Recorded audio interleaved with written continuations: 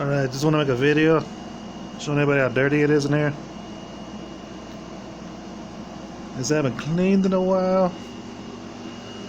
I mean, it's just stuff everywhere. There's my shoes. But it's like just stuff all over the place. Just want to show everybody how dirty it is before I clean. Then I'll show everybody what it looks like clean. There's some shorts. Still haven't worn. But I don't have dusting spray. So I'm going to use that spray bottle. I mixed it with cocoa butter and water.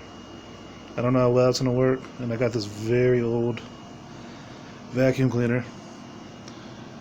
But I'm hoping if I clean a little bit, it should be a little more presentable. But yeah, but that's usually where I sit. Television and stuff. But so I'm going to clean, I'm going to dust, vacuum, and fold stuff and show you guys what it looks like.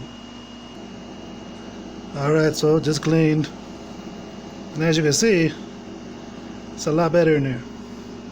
So I probably haven't cleaned, whoops, I don't know, like a month.